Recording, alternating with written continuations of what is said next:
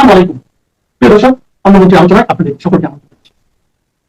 গতকাল বাংলাদেশে ভারতীয় রাষ্ট্রদূত দীনেশ ত্রিবেদীর সাথে বাংলাদেশের পররাষ্ট্রমন্ত্রী ডক্টর খলিলুর রহমান এবং পররাষ্ট্র প্রতিমন্ত্রী শামা ওবায়দের এক গুরুত্বপূর্ণ বৈঠক অনুষ্ঠিত হয়েছে।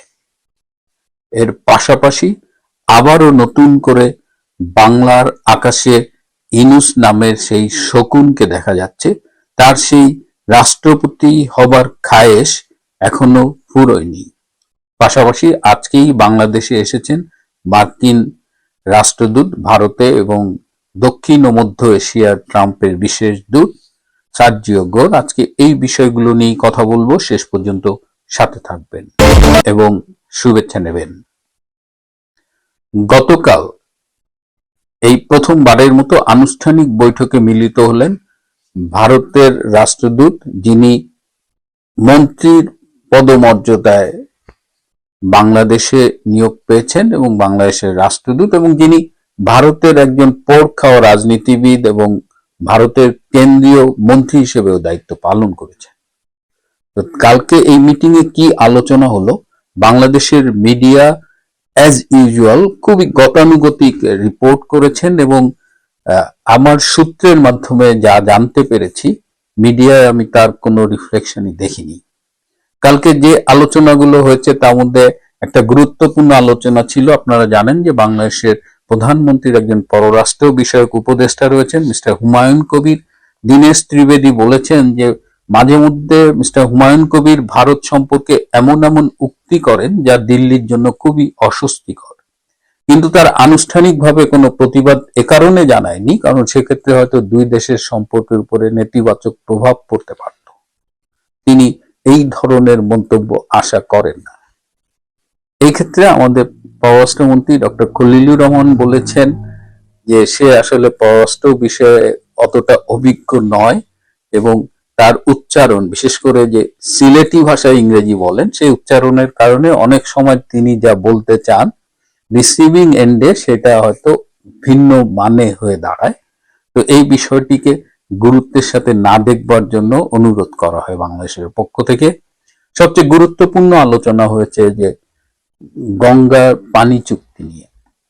এবছরে গঙ্গার পানি চুক্তি শেষ হয়ে যাবে এবং নতুন করে ভারত চুক্তি করবে কিনা, কি শর্তে চুক্তি করবে, এই নিয়ে আলোচনা হচ্ছে। ভারতের পক্ষ থেকে যেভাবে বলা হয়েছে তাতে এখন মনে হচ্ছে যে ভবিষ্যতে গঙ্গার পানি চুক্তিটা আসলে কিছুটা অনিশ্চিত। কারণ তিনি বলেছেন যে জলবায়ু পরিবর্তন জনিত কারণ এবং গঙ্গার যে বর্তমানে যে পানি প্রবাহ সেটা আগের তুলনায় কম, সো এই কারণে হয়তো আগের মতো পানি চুক্তি করা যাবে না কিংবা বেশ অনিশ্চয়তা। এই প্রসঙ্গে তিনি পাকিস্তানের সিন্ধু নদীর যে চুক্তিটা বন্ধ করে দিয়েছে ভারত, সেই ইস্যুটাও তুলেছেন এবং বলেছেন যে ভারতের বর্তমানে এই পানি বিষয়ক একটা স্ট্যান্ড আছে। এবং তিনি একটা গুরুত্বপূর্ণ কথা বলেছেন, আমার খুব মনে ধরেছে, যে জল এবং রক্ত একই সাথে প্রবাহিত হতে পারে না। এর দ্বারা তিনি ইন্ডিকেট করেছেন যে সন্ত্রাসবাদ এবং এই যে পানির ডিস্ট্রিবিউশন একসাথে হবে না। বাংলাদেশ সরকারকে এর আগে ভারত সরকার কিন্তু 58 পৃষ্ঠার একটা রিপোর্ট দিয়ে বিভিন্ন স্থানে কোথায় কোথায় জঙ্গিরা অপারেট করছে এটা ডিটেলস দিয়েছিল, কিন্তু আজ অবধি বাংলাদেশ সরকার তেমন কোনো স্টেপ নেয়নি এই জঙ্গিবাদ নিয়ন্ত্রণে।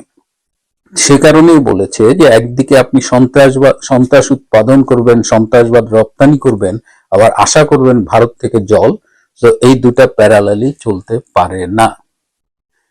চীনের পক্ষ থেকে যে বলা হচ্ছে যে তিস্তা ব্যারেজ যে পরিকল্পনা, তারা এই ব্যারেজটা নির্মাণ করবে, ফিজিবিলিটি স্টাডি হয়ে গেছে, যে কোনো দিন কাজ শুরু হবে, এটি নিয়েও কিন্তু দীনেশ ত্রিবেদী আলোচনা করেছেন এবং জানতে চেয়েছেন। মোংলা পোর্ট নিয়েও কথা হয়েছে। মোংলা পোর্ট স্ট্র্যাটেজিক্যাল কারণে এমন একটা জায়গায় অবস্থিত যে এটা যদি চীন অপারেট করে তাহলে সেটা ভারতের জন্য অস্বস্তিকর। এদিকে চীনের পক্ষ থেকে বারবার বাংলাদেশ সরকারকে তাড়া দেওয়া হচ্ছে যে কবে তারা মোংলা পোর্টের কাজ শুরু করবে। আজকে যে খবরটা পেলাম তাতে মনে হয়েছে যে বাংলাদেশ সরকার এই মোংলা পোর্টের ব্যাপারে একটু গো স্লো নীতি নিয়েছে, যে কারণে এই সংশ্লিষ্ট মন্ত্রণালয়ের সচিব আজ অবধি এই চীনা দূতাবাসের একাধিক রেসপন্স যে তারা একটা মিটিং করতে চায়, কিন্তু সেই মিটিংটার জন্য তারা অ্যাপয়েন্টমেন্ট পাননি। চীন মিয়ানমার বাংলাদেশের ব্যাপারে যে করিডোরটার আলোচনা হয়েছে, চীনে তারেক রহমান যে আলোচনা করেছেন সেই বিষয়টি উঠে এসেছিল আলোচনায়। আপনাদের মনে আছে যে কদিন আগে আমি মালয়েশিয়ায় মালাক্কা প্রণালীর পাশে দাঁড়িয়ে কয়েকটা এপিসোড করেছিলাম। এই মালাক্কা প্রণালীটা হলো যে আমাদের প্রশান্ত মহাসাগর এবং ভারতীয় মহাসাগরের মধ্যে সবচেয়ে সংক্ষিপ্ত রুট, এবং এটা সাউথ চীন সি এবং ইন্ডিয়ান ওশানকে কানেক্ট করেছে। কোনো কারণে যদি মালাক্কা প্রণালীটা বন্ধ হয়ে যায়, তখন যদি এই চীন মিয়ানমার বাংলাদেশ করিডোরটা থাকে, তখন সেই রুটটা চীন ইউজ করতে পারে। এটা ভবিষ্যতের কথা ভেবে চীন কিন্তু এটা করেছে। এছাড়া ব্রিক্সে তারেক রহমান যাবেন কিনা সেটি নিয়েও আলোচনা হয়েছে, এবং ব্রিক্সে যাওয়া না যাওয়া নিয়ে তারেক রহমান আসলে পড়েছে অনেকটা উভয় সংকটে। গেলেও সমস্যা, হয়তো আমেরিকা মাইন্ড করবে, আবার না গেলেও এই বৃহৎ একটা সম্মেলনকে মিস করবে বাংলাদেশ, সেখানে যাওয়াটা তারেক রহমানের জন্য গুরুত্বপূর্ণ। কিন্তু বাংলাদেশ বলেছে যে এখনো তারা এই ব্যাপারে ফাইনাল কোনো ডিসিশন নেয়নি। দীনেশ ত্রিবেদী বলেছেন যে প্রতিবেশী হিসেবে আমরা যদি বাংলাদেশের হাত ধরে না হাঁটি, তাহলে পুরা সাউথ এশিয়ার স্থিতিশীলতা বিনষ্ট হবে। এটা খুবই গুরুত্বপূর্ণ একটা কথা। এই বৈঠক চলাকালে দুইবার ডক্টর খলিলুর রহমান টেলিফোনে তারেক রহমানের সাথে কথা বলেন। তো এটাই ছিল মূলত আলোচনা। এর মধ্যেই নতুন করে আবার আলোচনায় ডক্টর ইউনূস, তিনি এখন ইউনূস সেন্টার টাকা দিয়ে ফরমায়েশি রিপোর্ট ছাপাচ্ছে বাংলাদেশের নিউজ পেপারে, এবং সেখানে বলা হচ্ছে যে আগামীতে রাষ্ট্রপতি করলে যে পৃথিবীতে মানে যিনি এই চিফ অ্যাডভাইজার হিসেবে যখন দায়িত্ব পালন করেছেন, তিনি নাকি সফল রাষ্ট্রনায়ক হিসেবে দেশ চালিয়েছেন, এবং এটার জন্য পৃথিবী জুড়ে তার ভীষণ প্রশংসা, এবং তাকে রাষ্ট্রপতি করা মানেই যে মানে সারা পৃথিবী একেবারে বাংলাদেশের উপরে ঝাঁপিয়ে পড়বে আর কি, যে দারুণ একটা কাজ করেছে। মানে ইউনূস সেন্টার নির্লজ্জের মতো নেমেছে। এদিকে ডক্টর ইউনূস মনে করছেন যে তারেক রহমান তার সাথে বেইমানি করেছে, কারণ লন্ডন বৈঠকে তারেক রহমান তাকে কথা দিয়েছিল যে তারেক প্রধানমন্ত্রী হলে তিনি যদি শারীরিক মানসিকভাবে সক্ষম থাকেন তবে তাকে রাষ্ট্রপতি করবেন। তো সেই ডক্টর ইউনূস এখন তার সাথে বেইমানি করছেন তারেক রহমান, তাই তিনি এনসিপি এবং জামাতকে বলছেন তারেক রহমানের বিরুদ্ধে আন্দোলনে নামতে, এবং বলছেন যত টাকা লাগে সব ডক্টর ইউনূস অ্যারেঞ্জ করে দেবে। সো একদিকে তিনি রাষ্ট্রপতি হতে চাচ্ছেন, রাষ্ট্রপতি যদি না হতে পারেন তিনি তারেক রহমানের বিরুদ্ধে আন্দোলনের পরিকল্পনা করছেন, এবং তিনি মনে করেন যে তারেক রহমান তাদের সাথে বেইমানি করেছেন, জুলাই সনদ বাস্তবায়ন করছেন না, গণভোটের যে রায় সেটি মানছেন না। তো এই সব মিলিয়ে তিনি আবার নতুন করে আলোচনায় আসছে, কিন্তু বিএনপির ভেতরে একটা প্রচন্ড চাপ রয়েছে তারেক রহমানের উপরে যেন দলের বাইরে কাউকে রাষ্ট্রপতি না করা হয়, এবং রাজনৈতিক বিশ্লেষকরা মনে করেন যদি ডক্টর ইউনূসকে রাষ্ট্রপতি করা হয় তাহলে তারেক রহমানের জন্য সেটা আত্মঘাতী একটা সিদ্ধান্ত হবে, এবং ডক্টর ইউনূস দায়িত্ব নিয়েই তিনি বিপ্লবী সরকার গঠনের চেষ্টা করবেন। তিনি সবসময় বলেন যে প্রধানমন্ত্রী এবং রাষ্ট্রপতির মধ্যে ক্ষমতার ভারসাম্য থাকতে হবে, অর্থাৎ তিনি নানা রকমের ষড়যন্ত্র করছেন। এবং এই যে আজকে সার্জিও গোর এলেন, এই সার্জিও গোরের সাথে দেখা করার জন্য আপ্রাণ চেষ্টা করছেন ডক্টর ইউনূস। আমি জানি না শেষ পর্যন্ত তিনি দেখা করতে পারবেন কিনা। সার্জিও গোর এসেছেন 3 দিনের সফরে, তার প্রকাশ্য এজেন্ডা রয়েছে 8টা, আর তার হিডেন এজেন্ডা রয়েছে 12টা। মোট 20টা এজেন্ডা নিয়ে তিনি বাংলাদেশে এসেছেন। তার মধ্যে ইনক্লুসিভ পলিটিক্স, এই যে আইসিটির বিচারের মান নিয়ে প্রশ্ন উঠেছে। হিউম্যান রাইটস ওয়াচ তারা বলেছে যে এখানে যে আইন, আন্তর্জাতিক আইনের যে মানদণ্ড সেটা বজায় রাখা হচ্ছে না। তো এই বিষয়গুলো নিয়েও সার্জিও গোর কথা বলবেন। আওয়ামী লীগের প্রতিনিধিদের সাথে সার্জিও গোর বৈঠক করতে চান, কিন্তু আওয়ামী লীগের পক্ষ থেকে এখন পর্যন্ত ইতিবাচক কোনো সাড়া মেলেনি।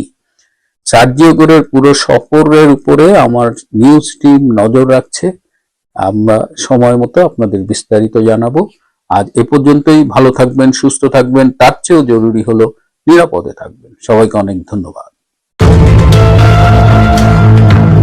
আসসালামু আলাইকুম রহমতুল্লাহি। পায়ের আওয়াজ পাওয়া যায়, এই শব্দটি বা এই বাক্যগুলো, মানে এই বাক্যটি আমাদের দেশে অত্যন্ত জনপ্রিয় একটি বাক্য।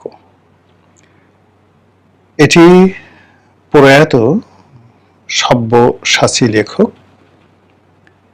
সৈয়দ শামসুল হক রচিত একটি কাব্য নাটক, পায়ের আওয়াজ পাওয়া যায়, কাব্য নাটক।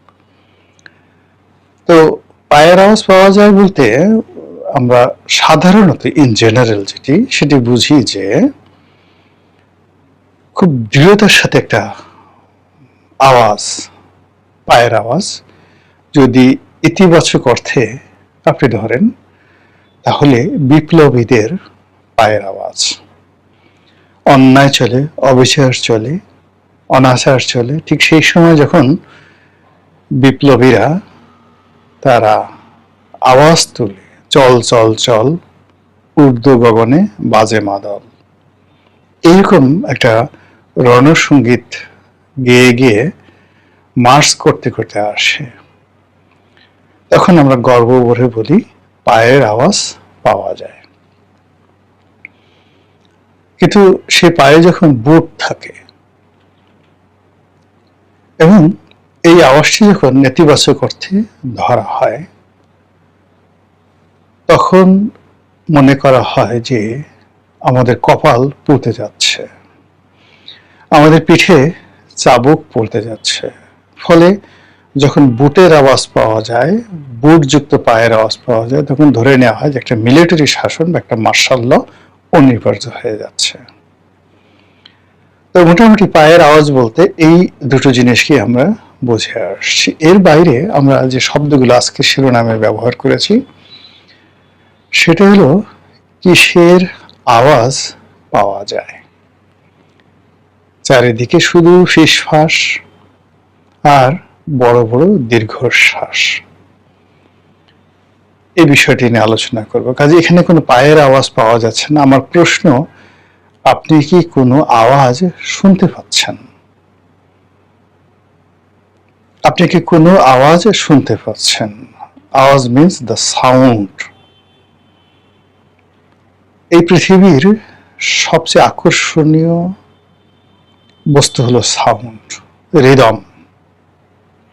সেটা যে কোনো ফর্মই হোক না কেন, যতক্ষণ পর্যন্ত সাউন্ড আছে এই পৃথিবী ততক্ষণ পর্যন্ত আছে। আর যতক্ষণ পর্যন্ত সাউন্ড থাকবে না কোন একটা জায়গাতে, সেখানে কোনো প্রাণী বসবাস করতে পারবে না। অর্থাৎ বাতাস না থাকলে সাউন্ড থাকবে না। যেখানে বাতাস নেই, এরকম একটা ঘরে আপনি জোরে জোরে চিৎকার করেন, আপনার একদম পাশে দাঁড়িয়ে থাকা সেই মানুষটি শুনতে পাবেন না। একেবারে কানের কাছে নিয়ে আপনি জোরে চিৎকার করে যদি বলেন বাঁচাও, রুমে যদি বাতাস না থাকে কেউ শুনতে পাবে না আপনার কথা। কাজেই আপনি বুঝতে পারেন যে সাউন্ড শব্দটি বা সাউন্ড আপনার জন্য কতটা গুরুত্বপূর্ণ। এই পৃথিবী তৈরি হয়েছে সাউন্ড দিয়ে, বিগ ব্যাং। সে বিরাট একটা সিঙ্গার ফুক আমরা যেভাবে বলি, বিজ্ঞান সেটাকে বিগ ব্যাং বলছে। এই একটি শব্দ থেকে একটা যেটিকে বলে ঈশ্বর কণা, ছোট একটি পরমা অণু, সেটি ভেঙে, অর্থাৎ পদার্থের সবচেয়ে ক্ষুদ্রতম অংশকে বলা হয় অণু, সেই অণু ভেঙে এই মহাবিশ্ব তৈরি হয়েছে। তো বুঝেন যে শব্দ কত প্রবল, যে একটা অণুকে হিমালয় বানিয়ে ফেলেছে। অণুকে না, অণুর লক্ষ লক্ষ ট্রিলিয়ন ট্রিলিয়ন ভাগের এক ভাগ অংশ দিয়ে একটি হিমালয় তৈরি হয়েছে, একটি প্রশান্ত মহাসাগর তৈরি হয়েছে, একটি গ্যালাক্সি নক্ষত্র মণ্ডলী তৈরি হয়েছে ট্রিলিয়ন ট্রিলিয়ন, একটা অণুর ট্রিলিয়ন ট্রিলিয়ন ভাগের এক ভাগ দিয়ে। আবার যখন কম্প্রেসড করা হবে, আল্লাহ যদি চায় তাহলে সমস্ত তার সৃষ্টিকে আবার সে একটি অণুর মধ্যে, যেটা ঈশ্বর কণা, সেটার মধ্যে ঢুকিয়ে ফেলতে পারবেন। এই হলো মহাজগতে শব্দের গুরুত্ব।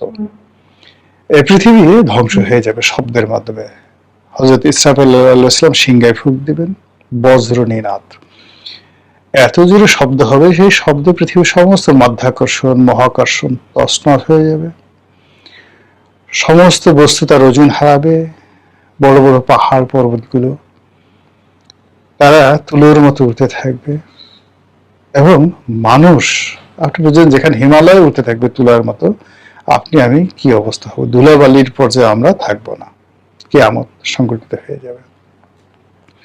তো কাজেই আপনি যখন একটি রাষ্ট্র, একটি সমাজে প্রপার ওয়েতে শব্দ শুনতে পাবেন, ইট মিন সেই রাষ্ট্রটা জীবিত আছে, বেঁচে আছে, সঠিক ওয়েতে আছে। আমার শুধু প্রশ্ন, আপনি এই রাষ্ট্রে 2026 সনের জুলাই মাসে কি কি শব্দ শুনতে পাচ্ছেন? Is it proper? এগুলো কি সঠিক? এই শব্দগুলো কি আপনাকে আশা জাগাচ্ছে, বা আপনি কি আদৌ কোনো শব্দ শুনতে পাচ্ছেন যে শব্দ আপনাকে বেঁচে থাকার প্রেরণা যোগাচ্ছে? গণতন্ত্রের কোনো ভাষা আপনি শুনতে পাচ্ছেন? গণতন্ত্রের কোনো গান, সঙ্গীত, চিত্রকলা কোনো কিছু আপনার নজরে আসছে? নাকি এমন কিছু শুনছেন, এমন কিছু দেখছেন যেগুলো আপনাকে প্রতিটা মুহূর্তে ভেলকিবাজির মধ্যে ফেলে দিচ্ছে? মনে হচ্ছে কোনো জাদুকর আপনাকে মোহাবিষ্ট করে রেখেছে। 1 মিনিট পরে কি হবে আপনি জানছেন না, এখন কি হচ্ছে আপনি বুঝছেন না। তাহলে আপনি হয়তো মাতাল হয়ে গেছেন, অথবা আপনি নির্বোধ হয়ে গেছেন, আপনি মদ্যপ হয়ে পড়েছেন, যে কারণে আপনার চারিপাশে যা কিছু ঘটছে আপনি কোনো কিছু বুঝছেন না। আপনি মাতালের মতো শুধু বকে যাচ্ছেন, কথা বলে যাচ্ছেন, অথবা আপনি এত বোকা শিশু, অবোধ হয়ে গেছেন, আপনার চারিপাশে সহজ সরল সাধারণ ঘটনাগুলো ঘটে যাচ্ছে, কিন্তু আপনি বুঝছেন না। দুটো অবস্থাতেই আপনি এই পৃথিবীর জন্য, এই দেশের জন্য আর অপরিহার্য নয়। কাজে আমাদের এই দেশ থেকে কি আওয়াজ আসছে? মসজিদের আওয়াজ কেমন, মন্দিরের আওয়াজ কেমন, পাহাড়ের আওয়াজ কেমন, পদ্মা নদীর আওয়াজ কেমন, যমুনা ব্রহ্মপুত্রের আওয়াজ কেমন, পাখি কিভাবে গান গাইছে, বাতাস কিভাবে প্রবাহিত হচ্ছে, বৃষ্টি কিভাবে পড়ছে, কবি কি কবিতা রচনা করছে, শিয়ালগুলো কিভাবে ডাকছে, কুকুরগুলো কিভাবে ঘেউ ঘেউ করছে, সবগুলো মিলিয়ে একটা ইকোসিস্টেম। এই ইকোসিস্টেমের উপরেই আপনার আমার জীবন, আপনার আমার অস্তিত্ব। আপনি কি এই ধরনের কোনো আওয়াজ শুনে স্বস্তি পাচ্ছেন? নদীর ঢেউ, বাতাসের শোষ শব্দ, রাজপথের স্লোগান, কবির কবিতা, শিল্পীর গান, কিংবা মসজিদের আজান, কোনটা আপনাকে তৃপ্তি দিচ্ছে? আমরা ছোটকালে খুব সকালবেলা কেউ ওয়াজ শুনতাম, কেউ মান্নাদের গান শুনতাম। আমরা যখন ইউনিভার্সিটিতে পড়তাম, প্রতিটা রুমে সেই রবীন্দ্রসঙ্গীত বাজত। তখন রবীন্দ্রসঙ্গীতের উপরে অন্য কিছু ছিল না। আর কবিতা, বিভিন্ন লেখকের কবিতা, যারা আধুনিক তারা পূর্ণেন্দু পত্রীর কবিতা শুনতেন, সুভাষ মুখোপাধ্যায়ের কবিতা শুনতেন, নজরুল, রবীন্দ্রনাথ, সৈয়দ শামসুল হকের কবিতা তো ছিলই। সে 80-র দশকের স্বর্ণালীর সময়। এখন আপনি কি শুনছেন বিশ্ববিদ্যালয়গুলোতে? কি দেখছেন সেই অপরাজয় বাংলার পাদদেশে, বটতলায়, শিমুলতলায়? কি দেখছেন সরোয়ারের উদ্যানে, শাহবাগের মোড়ে, কিংবা বাংলা একাডেমির চত্বরে? এগুলোর উপরে আপনার বেঁচে থাকার আনন্দ। এখানে আপনি কি আওয়াজ শুনছেন আর কি দৃশ্য দেখছেন, এগুলো একটা পার্ট। 2 নম্বর হলো যে আপনার ভিতরে যে কথাগুলো যেগুলো তৈরি হচ্ছে, মানুষের চিন্তা করার ক্ষমতা, কথা বলার ক্ষমতা অলৌকিক। কোনো বিজ্ঞান এখনো বের করতে পারেনি যে শরীরের কোন যন্ত্রটা থেকে আসলে কথাটা তৈরি হয়। এই যে আমি আপনাদের সামনে কথা বলছি, আমার শরীরের কোন যন্ত্র থেকে, আমরা এখন গলা, যেটাকে আমরা স্বরযন্ত্র বলি, তো এটার মাধ্যমে শব্দ তৈরি হয়। কিন্তু এই যে আমি যে ভাষাটা বলছি, বা আমার এই যে অনবরত আমি শব্দ রচনা করছি, বাক্য রচনা করছি, তাল দিচ্ছি, লয় দিচ্ছি, ছন্দ দিচ্ছি, যুক্তি দিচ্ছি, বিতর্ক দিচ্ছি, এটা তৈরি হলো কোন মেশিন থেকে? এটা কি আমার দেহের মধ্যে, নাকি এটা আমার দেহের বাইরে? এটি কি আসমানে, নাকি আরশে আজিমে? এই প্রশ্নের উত্তর আমরা কেউ দিতে পারিনি। ফলে মানুষের যে জবান, এই জবানকে বলা হয় কালাম, অলৌকিক কালাম। এই কালামের যে স্বাভাবিক প্রবাহের উপরে এই পৃথিবীর, এই সমাজের, এই দেশকালের উন্নয়ন নির্ভর করে।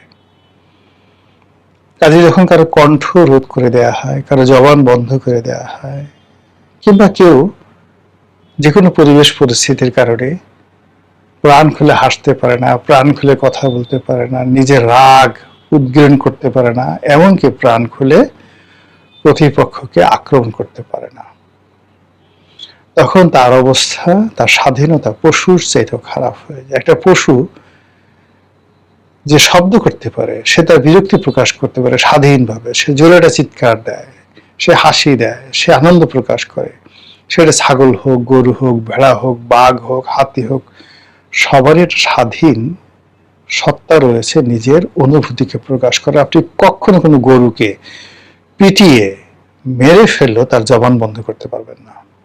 আপনার ভয়ে কোনো ছাগল, বিড়াল, কুকুর, কাক, চড়াই পাখি, ময়না পাখি, টিয়া পাখি জবান বন্ধ করে দিয়েছে, এর কোনো উদাহরণ নেই। একমাত্র মানুষ কারো ভয়ে জবান বন্ধ করে দেয়, অথবা কেউ ভয় দেখিয়ে তার জবান বন্ধ করতে বাধ্য করে। এখন এই জমানাতে আপনার জবানের অবস্থা কি? আপনি কি প্রাণ খুলে সব কথা বলতে পারছেন, না ফিস ফিস করে, ফুসফাস করে কথা বলছেন? যদি বলতে পারেন, আপনি ভালো আছেন। আর যদি ফিসফাস করে কথা বলতে হয় আপনাকে, তাহলে ওই যে কিসের আওয়াজ পাওয়া যায়, যদি ধরে নিতে হবে আপনি কোনো আওয়াজই পাচ্ছেন না, এবং আপনি পতনের অতলান্তে চলে যাচ্ছেন। এবার তৃতীয় প্রসঙ্গে আসি, দীর্ঘশ্বাস। মানুষ কখন দীর্ঘশ্বাস ফেলে? যখন সে নিজেকে আর মানুষ মনে করে না, নিজেকে ব্যর্থ মনে করে, নিজেকে নিয়ে সে আর কোনো স্বপ্ন দেখতে পারে না, সে যখন মনে করে তার শ্রমের মূল্য নেই, সে মনে করে তার পরিশ্রমের কোনো মূল্য নেই, সে মনে করে মানুষ হিসেবে তার যে জন্ম, এই জন্মের কোনো সার্থকতা নেই, সে বেঁচে থাকতে স্বাচ্ছন্দ্য বোধ করে না, মরে যেতেও তার কোনো ইচ্ছা হয় না। এইরকম একটা অবস্থাতে সে চারিদিকে যা কিছু দেখে, কোনো কিছু তাকে তৃপ্তি দেয় না। তার কাছে মনে হয় এটা এরকম হওয়া উচিত ছিল না। তার এক ধরনের ফ্রাস্ট্রেশন নিজের জন্য, যে আমি আমার কাজের জন্য ফলাফল পাচ্ছি না, আমি মানুষ হিসেবে কোনো মূল্যায়ন পাচ্ছি না কারো কাছ থেকে, আমার যেটা প্রাপ্য, আমার শ্রম, আমার অর্থ, আমার বিত্ত, আমার ধন সম্পদ যা কিছু আছে, প্রতিটি জিনিস স্বাধীনভাবে ভোগ করার আমার যে ক্ষমতা, সহজাত মানবিক ক্ষমতা, এই ক্ষমতার পথে আমার বিরাট একটা বাধা তৈরি হয়েছে। তখন নিজের অজান্তে মানুষের মধ্য থেকে একটা দীর্ঘশ্বাস বের হয়ে আসে। যখন দীর্ঘশ্বাস বের হয়, ধরে নিতে হবে যে সমাজে, যে রাষ্ট্রে নাগরিকদের এরকম দীর্ঘশ্বাস বেশি হয়, ওই সমাজের সবকিছু carbon die oxide, carbon die oxide বলা হবে না, কার্বন মনোঅক্সাইড, মানে কার্বন ডাই অক্সাইড বিষাক্ত, এর মধ্যে পড়লে আপনি মরে যাবেন, আর মনোঅক্সাইড আরো বিষাক্ত। তো মানুষের দীর্ঘশ্বাস একটা সমাজকে একটা রাষ্ট্রকে, একটা দেশকে, একটা জনপদকে কার্বন মনোঅক্সাইডে পরিপূর্ণ করে তুলে সেখানে কেউ বাঁচতে পারে না, না বৃক্ষ, না লতা, না ফুল, না ফল, না পাখি, সব কিছু তছনছ হয়ে যায়। সেই দিক থেকে এখন এই বাংলায় আপনি কি দীর্ঘশ্বাস ছাড়ছেন, নাকি প্রাণ খুলে বলছেন আলহামদুলিল্লাহ আলা কুল্লি হাল? আল্লাহ, শেখ হাসিনার 15 বছরের দুঃশাসন গেছে, আওয়ামী লীগের কর্তৃত্ববাদী শাসন গেছে, ছাত্রলীগ গেছে, যুবলীগ গেছে, তুমি আল্লাহ আমাদেরকে শেখ হাসিনার পরিবর্তে রাষ্ট্রনায়ক তারেক রহমান সাহেবকে দিয়েছ। তুমি আমাদেরকে বিশ্ববিজয়ী নোবেল লরিয়েট ডক্টর মোহাম্মদ ইউনূসকে দিয়েছ। আলহামদুলিল্লাহ, চোখের পানি ফেলে দেন। আল্লাহ, তোমার দরবারে শুকরিয়া। আল্লাহ, ছাত্রলীগ গেছে, আমরা সমন্বয়কদেরকে পেয়েছি। হে আল্লাহ, তুমি কত ভালো বলে আপনি চোখের পানি ফেলে দেন। আমি এই যে এদেরকে পেয়েছি, একটু উমরা করে আসি। এত শান্তিতে এরা আমাদেরকে রেখেছে। একসময় আমাদেরকে রামদা দিয়ে ভয় দেখাতো, এখন এরা আমাদেরকে কত সুন্দর আদর করে, চুমো দেয়, আমাদেরকে জড়িয়ে ধরে, আমাদের হাতকে শক্তিশালী করে, প্রতিটা মুহূর্তে আমাদের বেঁচে থাকার প্রেরণা যোগায়। এদের দেখলে আমাদের চোখের পাতা শীতল হয়ে যায়, আমাদের সমস্ত ক্লান্তি দূর হয়ে যায়। আমরা আবেগে ঘুমিয়ে পড়তে চাই। আপনি কি এরকম হচ্ছে? যদি হয়ে থাকে আলহামদুলিল্লাহ। আর যদি আপনার দীর্ঘশ্বাস আসে, তাহলে শুধুমাত্র আপনি নিজে যে বিপদে পড়বেন তা নয়, আপনার সঙ্গে আমরা সবাই, 2-4 জন এখনো যারা খুব আনন্দ ফুর্তিতে লাফালাফি আমরা করছি, আমরাও বিপদে পড়ব। মহান আল্লাহ আমাদের সবাইকে হেদায়েত দান করুন এবং হেফাজত করুন। আসসালামু আলাইকুম ওয়া রাহমাতুল্লাহি ওয়া বারাকাতুহু।